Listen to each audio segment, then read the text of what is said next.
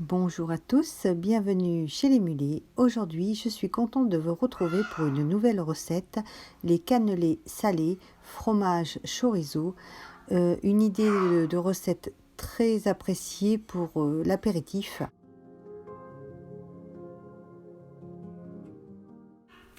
La pâte à cannelé nécessite un temps de repos de 5 heures et ce que je vous conseille, c'est de préparer votre pâte la veille, la réserver au frigo et les cuire le matin dans la matinée pour l'apéritif du midi.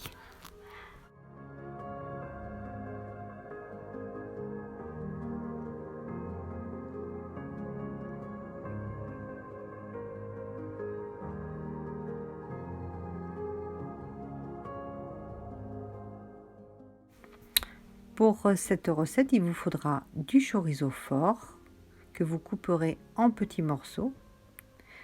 Les proportions sont inscrites dans la barre d'infos. Il vous faudra du gruyère râpé, de la farine, du beurre, un œuf entier, un jaune d'œuf, 500 ml de lait, moi j'utilise du lait entier, du sel fin, du poivre, ainsi que du basilic séché. Tout d'abord, on verse le lait dans une casserole. On ajoute le beurre coupé en petits morceaux et on porte à ébullition. On retire ensuite la casserole du feu et on laissera refroidir. Pendant ce temps, dans un saladier, on casse l'œuf et on ajoute le jaune d'œuf et on fouette. On fouette. Après, on va ajouter une petite quantité de farine et on refouette à nouveau. On ajoute ensuite une petite quantité de lait, du mélange lait-beurre qui a refroidi. On remue et la pâte devient un peu plus liquide. On incorpore ensuite le restant de farine, on mélange au fouet et on mélange le reste du mélange lait-beurre petit à petit. Il faut que la pâte soit bien liquide et homogène. On assaisonne la pâte, donc on introduit le basilic, le sel, le poivre à la pâte et on mélange.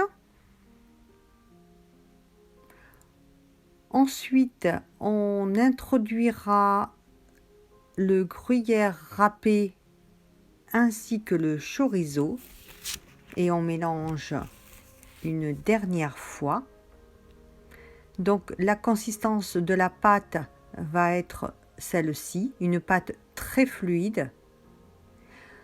La pâte est prête, on la réserve dans un récipient au frigo. Donc moi je l'ai mis une nuit, mais il faut au minimum 5 heures. Après repos, on remélange la pâte. On va la répartir à l'aide d'une cuillère dans les empreintes d'un moule à cannelé en silicone. Le four, on le préchauffe